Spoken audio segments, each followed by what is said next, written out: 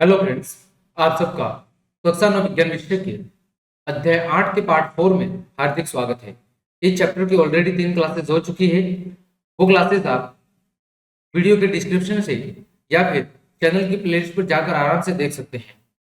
तो आप उन क्लासेस को जरूर देखें ताकि चैप्टर के जो पीसीए का पूरा बेसिक है वो आपको अच्छे से समझ में आ सके, क्योंकि जब तक चैप्टर का बेसिक समझ में नहीं आएगा आप आगे की जो टॉपिक है वो आपको समझने में दिक्कत होगी। तो आज की इस क्लास में जो हमने तीसरी पार्ट में गति का ग्राफीय निरूपण टॉपिक शुरू किया था, उसी के अंतर्गत दूसरा टॉपिक है वेग समय ग्राफ। तीसरी क्लास में हमने दूरी और समय ग्राफ का अध्ययन किया था। आज की क्लास में हम वेग और समय ग्राफ का अध्ययन करेंगे कि किस प्रकार वेग और समय के बीच ग्राफ को आलेखित किया जा सकता है या निरूपित किया जा सकता है और किस प्रकार इन दोनों के बीच में संबंध होता है। तो चलिए शुरू करते हैं। बात कर रहे हैं वेग समय ग्राफ की। तो जब कोई वस्तु एक समान वेग से चल रही होती है तो वेग समय ग्राफ की ऊंचाई में कोई परिवर्तन नहीं होता, अर्थात यह एक्स अक्ष के समांतर एक सीधी रेखा होगी। क्या कह रहा है कि जब कोई वस्तु एक समान वेग से चल रही है, एक समान वेग का मतलब है उसका वेग फिक्स है। जैसे अगर उसने 40 किलोमीटर प्रति घंटे की स्पीड से उसने स्टार्ट किया था तो उसी वेग से वो अंत तक बना रहेगा, वेग में कोई परिवर्तन नहीं होगा। और जब वेग में कोई परिवर्तन ही नहीं हो रहा है तो केवल समय के मान में क्या होगी, बढ़ोतरी होगी, वेग के मान में कोई बढ़ोतरी नहीं हो रही है। तो y अक्ष पर जो ऊंचाई का ग्राफ होगा उसमें कोई परिवर्तन नहीं होगा, वो सदैव एक x अक्ष के समांतर सीधी रेखा आगे समय के सापेक्ष बढ़ती जाएगी। जैसा आपको चित्र में दिख रहा है, यहाँ पर कोई वाहन है या कोई वस्तु समझ लीजिए यहाँ पर 0 से शुरुआत कर रही है, तो यहाँ पर हमने x अक्ष पर समय को अंकित किया है और y अक्ष पर हमने किसको अंकित किया है, वेग को। समझ लीजिए हम जो उदाहरण ले रहे हैं उसमें उसमें हम वस्तु का वेग कितना मान रहे हैं, 40 किलोमीटर प्रति घंटा।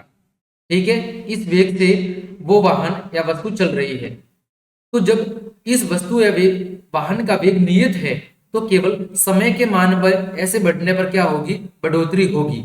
लेकिन वेग नियत है तो ऐसी स्थिति में इस y अक्ष के मान में किसी भी प्रकार का कोई परिवर्तन नहीं होगा, यानी वेग नियत है और केवल समय क्या होगा, परिवर्तनशील होगा। तो ऐसी स्थिति में वेग और समय का जो ग्राफ है कुछ इस तरह आपको बनता हुआ दिखाई देगा।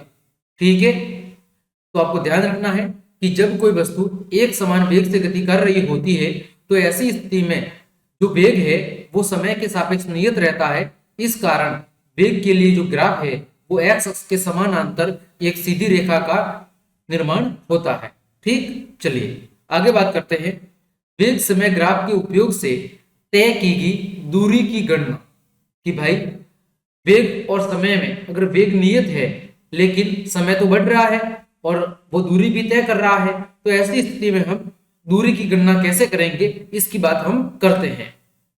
तो ग्राफ से t1 और t2 समय के बीच में, यहां पर देखो ये t1 समय है बिंदु C पर और ये है t2 समय बिंदु D पर, के बीच में कार द्वारा तय की दूरी को ज्ञात करने के लिए हम समय t1 और समय t2 के संगत बिंदुओं से ग्राफ पर क्या खींचते हैं, लंब खींचते हैं। कौन सी रेखा पर, जो वेग की एक समानांतर रेखा थी उस वेग की रेखा पर हमने एक लंब खींचा। एक बिंदु का नाम दिया बिंदु A और दूसरे बिंदु का नाम दिया बिंदु B। ठीक है, अब इस ग्राफ में जो 40 किलोमीटर प्रति घंटे का वेग है उसको हम चाहे तो ऊंचाई AC से या ऊंचाई BD से, देखो A और C ये भी इस वेग को रिप्रेजेंट कर रहा है, या फिर B और D ये भी इसी 40 किलोमीटर प्रति घंटा के वेग को ऊंचाई के रूप में क्या कर रहा है, रिप्रेजेंट कर रहा है। वही जो समयांतराल है t2 माइनस t1 वो आप कह लो लंबाई A से लेकर B को रिप्रेजेंट कर रहा है या लंबाई C से लेकर D को रिप्रेजेंट कर रहा है। ठीक है, तो हम कहे कि यहाँ पर A से C और B से D ये ऊंचाई को रिप्रेजेंट कर रहे हैं जो कि वेग को बता रहे हैं, और A से B या फिर C से D ये समय को रिप्रेजेंट कर रहे हैं। ठीक है, हम जानते हैं कि एक समान वेग से चल रही किसी भी वस्तु के वेग और समय के गुणनफल से क्या निकाला जाता है विस्थापन, क्योंकि वेग का सूत्र क्या होता है? वेग का सूत्र होता है विस्थापन बटे में समय। वेग का सूत्र क्या होता है? वेग बराबर विस्थापन बटे में समय। ये सूत्र हमने पढ़ा था। अगर हमें यहां से विस्थापन निकला है तो वेग और समय का क्या हो जाएगा? गुणा हो जाएगा। अतः ऐसी स्थिति में जो आपको ये गिरा हुआ चित्र दिख रहा है, ये किसको दर्शा रहा है? ये विस्थापन के परिमाण को ही दर्शा रहा है। क्यों? क्योंकि इसमें वेग भी शामिल है और समय भी शामिल है, और जब हम वेग और समय का गुणा कर देंगे तो हमें क्या प्राप्त होगा? विस्थापन। और विस्थापन एक अपने आप में क्या है? एक दूरी का ही दूसरा रूप है। ठीक है, तो इस ग्राफ में अगर बात करें विस्थापन की, तो विस्थापन का सूत्र क्या है? वेग गुणा समय। यहां पर वेग किसे रिप्रेजेंट कर रहा है? बिंदु ए से लेकर सी, आप ए सी कह लो या कह लो बी डी, ये दोनों ही किसको रिप्रेजेंट कर रहे हैं? वेग को रिप्रेजेंट कर रहे हैं। फिर बात करें समय की, तो ये दोनों वेग को रिप्रेजेंट कर रहे हैं, और समय को कौन रिप्रेजेंट कर रहा है? ए से लेकर बी, यानी ए बी, या फिर कह लो सी से लेकर डी। ठीक है, वेग कितना है? 40 किलोमीटर प्रति घंटा। समय कितना है? T2 minus T1। ये क्या दिया हुआ है? समय। तो वेग की जगह हमने रखा 40 किलोमीटर प्रति घंटा, और समय की जगह हमने रखा T2 माइनस T1 घंटा। ठीक है, ये एक दूसरे के गुणा में है।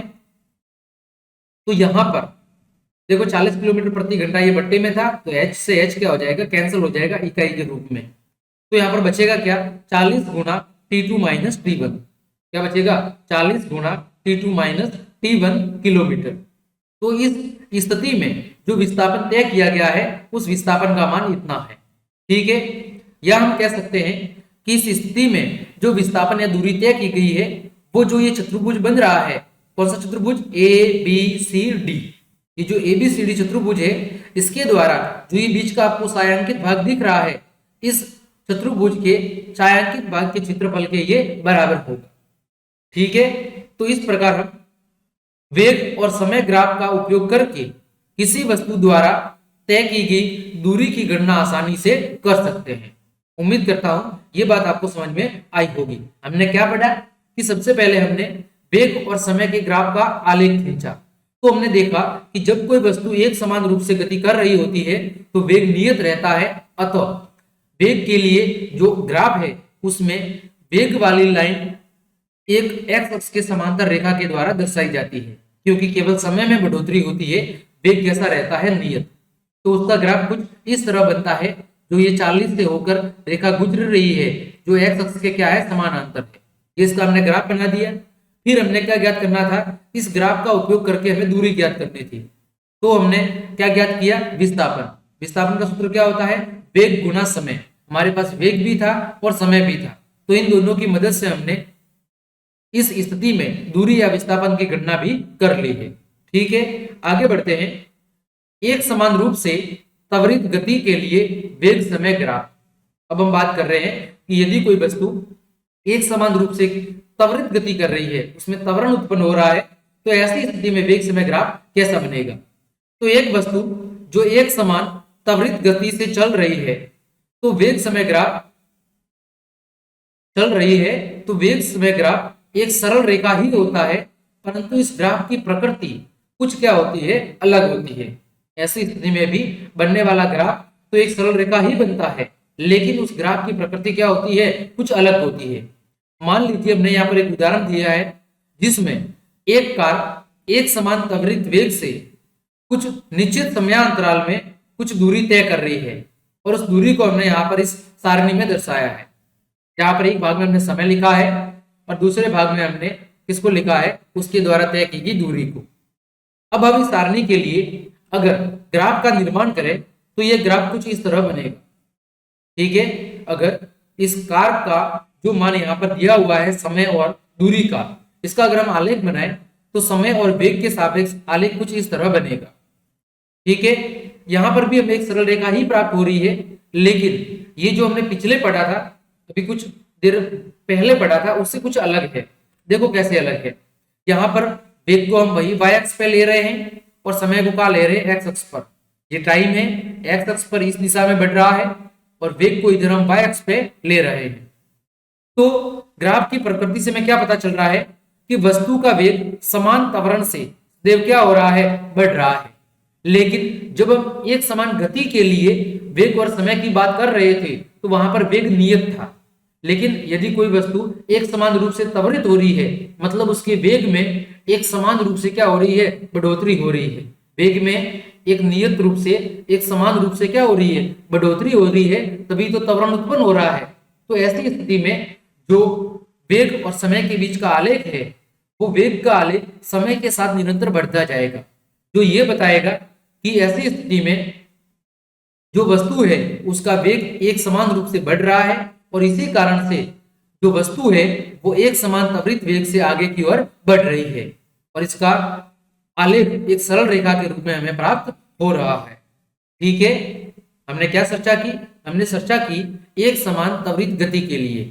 तो एक समान त्वरित गति का मतलब है त्वरण कब उत्पन्न होता है, जब वस्तु के वेग में परिवर्तन हो रहा है। और यहाँ पर नाम है एक समान त्वरित गति, मतलब वस्तु के वेग में एक समान रूप से क्या हो रही है, लगातार वृद्धि हो रही है।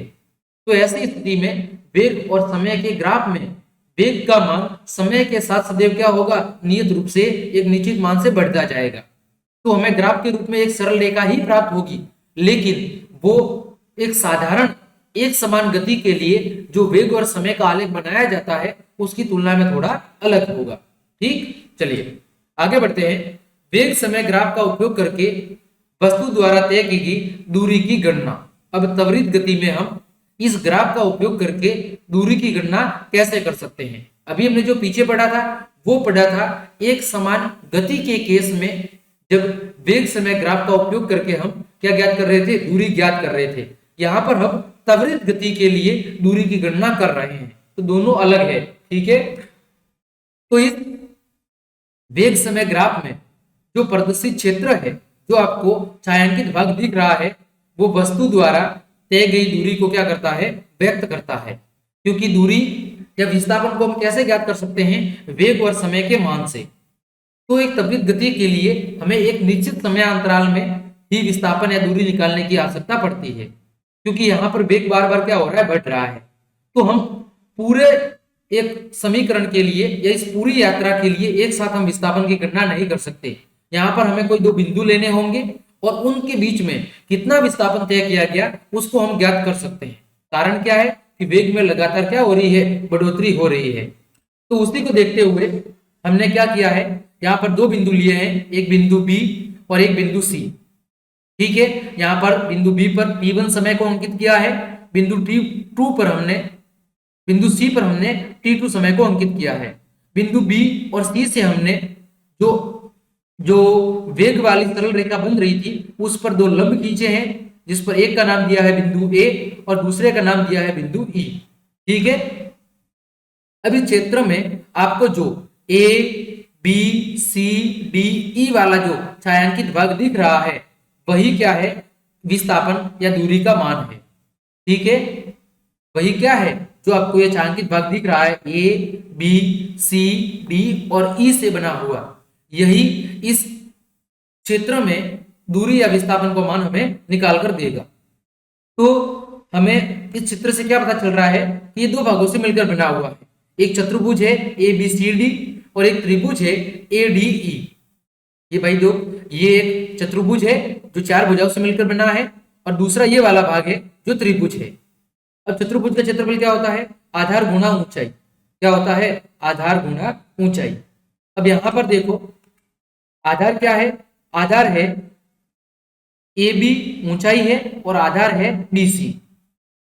भाई चतुर्भुज का क्षेत्रफल क्या होता है, आधार गुणा ऊंचाई। तो यहाँ पर बी सी क्या है, बी सी आधार है और ए बी क्या है, ऊंचाई है। तो हमने लिख लिया ए बी गुणा बी सी प्लस त्रिभुज का क्षेत्रफल क्या होता है, 1/2 आधार गुणा ऊंचाई। तो 1/2 आधार कितना है, आधार इस त्रिभुज के लिए ए डी है और ऊंचाई कितनी है, तो ऊंचाई है डी ई। ठीक है, तो इस प्रकार इस चतुर्भुज का उपयोग करके ए बी सी डी ई, इस आकृति का उपयोग करके हम इस केस में क्या कर सकते हैं, विस्थापन की गणना आराम से कर सकते हैं। ठीक है, तो उम्मीद करता हूं ये बात भी आपको समझ में आई होगी। चलिए आगे बढ़ते हैं। वेग समय ग्राफ की अन्य प्रकृति। अभी हमने क्या पढ़ा? अभी हमने पढ़ा वेग समय ग्राफ की एक समान गति के लिए प्रकृति, एक समान त्वरित गति के लिए। अब हम पढ़ रहे हैं असमान त्वरित गति के लिए वेग समय ग्राफ की स्थिति, कि यदि कोई वस्तु एक समान वेग से त्वरित नहीं हो रही है, क्योंकि एक समान वेग से त्वरित होना रियल लाइफ में बहुत ही कम पॉसिबल है। ऐसा नहीं है कि आपने बाइक से 20 पे स्टार्ट की और स्टार्ट से लेके एंड तक बाइक को आप उसी स्पीड से चला रहे हो, ऐसा बहुत कम होता है। या उसी स्पीड से बढ़ा रहे हो, पहले घंटे में आपने 20 की स्पीड बढ़ाई, दूसरे में भी 20 की बढ़ाई, तीसरे में भी 20 की बढ़ाई, तो ऐसा रियल लाइफ में हमें देखने को नहीं मिलता। तो हम रियल लाइफ में जितने भी उदाहरण देखते हैं वो सब कहते होते हैं असमान त्वरित गति के, मतलब वेग में कभी कभार वृद्धि होती है, कभी कभार कमी होती है, यानी वेग में एक समान रूप से न तो वृद्धि होती है और न ही कमी होती है। और इस प्रकार की गति को हम क्या कहते हैं? असमान त्वरित गति कहते हैं। तो उसी से संबंधित हम आलेख का अध्ययन कर रहे हैं कि इस स्थिति में वेग समय ग्राफ की स्थिति क्या होती है। तो यदि किसी की वस्तु का वेग एक समान ऋणात्मक त्वरण के साथ क्या हो रहा है? घट रहा है, यानी वेग में क्या हो रही है? कमी हो रही है एक समान त्वरण के साथ। तो ऐसी स्थिति में आलेख एक सरल रेखा होगी। क्यों? क्योंकि एक समान रूप से वेग घट रहा है। एक समान वेग से क्या हो रहा है? जो एक समान गति है उससे वेग घट रहा है, तो त्वरण में भी एक समान दर से परिवर्तन होगा, उसमें भी एक समान दर से क्या होगी? कमी होगी। परंतु यह सरल रेखा का झुकाव कहाँ होगा? नीचे की ओर। क्यों? क्योंकि कमी हो रही है, ऋणात्मक है, जो अंत में जाकर समय अक्ष पर कहां पर समाप्त हो जाएगा? शून्य वेग पर जाकर समाप्त हो जाएगा। कैसे? जैसे जब आप ऊपर से कोई गेंद नीचे की ओर फेंकते हो तो उसकी स्पीड पहले तो बढ़ती है लेकिन धीरे धीरे कम होती जाती है, और अंत में आगे जब वो टकरा जाती है तो जब जाके उसका वेग क्या हो जाता है? बिल्कुल शून्य हो जाता है। वही यहाँ पर चित्र दिया हुआ है। जैसे कोई वस्तु यहाँ पर थी, ठीक है, यहाँ पर स्पीड किसकी कितनी थी? 20 किलोमीटर प्रति घंटा। अब यहां से उसकी स्पीड धीरे धीरे क्या हो रही है? कम हो रही है, और एक स्थिति ऐसी आएगी कि ये जो शून्य पर आकर क्या हो जाएगी? रुक जाएगी। ठीक है, तो ऐसी स्थिति में उसका आलेख क्या दर्शा रहा है कि समय के साथ उसके वेग में क्या हो रही है? कमी हो रही है, और एक समय ऐसा आएगा कि वो उसका वेग बिल्कुल शून्य हो जाएगा और उसकी गति बिल्कुल रुक जाएगी। ठीक, आगे बात कर रहे हैं। अब ये तो उस स्थिति में है जब वेग एक समान दर से कम हो रहा है, लेकिन ऐसा भी रियल लाइफ में संभव नहीं है कि वेग एक समान दर से ही कम हो। जैसे आप बाइक 80 पे चला रहे थे, फिर 70 पे आई, फिर 60 पे आई, फिर 50 पे आई, कि 10-10 की कमी हो रही है, ऐसा नहीं होता। हो सकता है 80 से डायरेक्ट आपने बिल्कुल रेस कम कर दी, वो 50 पे आ जाए, 50 से बिल्कुल 10 पे आ जाए, है ना। तो ऐसा रियल लाइफ में देखने को कम ही होता है कि वस्तु की जो वेग है वो एक समान गति से कम भी हो रहा हो। तो दूसरी स्थिति क्या हो सकती है कि यदि कोई वस्तु असमान त्वरित वेग से क्या हो रही है? चल रही है, कि उसका वेग कभी बढ़ रहा है कभी घट रहा है, जो कि रियल लाइफ में हम सब देखते हैं, ऐसा ही होता है। तो ऐसी स्थिति में जो ग्राफ है वो कैसा बनेगा? जिग जैग लाइन, मतलब कभी ऊपर की ओर तो कभी नीचे की ओर। जैसा परिवर्तन होगा, यदि वेग में वृद्धि हो रही है तो आलेख ऊपर की ओर बढ़ेगा, यदि वेग में कमी हो रही है तो आलेख नीचे की ओर बढ़ेगा, और इस प्रकार ये प्रक्रिया चलती रहती है। ठीक है, तो हमने क्या पढ़ा कि वेग समय ग्राफ की जो प्रकृति है वो एक समान और एक समान त्वरित गति के लिए भी अलग अलग प्रकार की हो सकती है। वही एक समान असमान त्वरित गति के लिए भी और असमान त्वरित गति के लिए भी ग्राफ की प्रकृति अलग अलग हो सकती है। उम्मीद करता हूं आज हमने जो भी वेग समय ग्राफ अध्ययन किया है वो आपको अच्छे से समझ में आया होगा। तो क्लास देखने के लिए आप सभी को धन्यवाद। अगर आपको क्लास पसंद आई है तो लाइक, कमेंट, शेयर और सब्सक्राइब जरूर करें। धन्यवाद।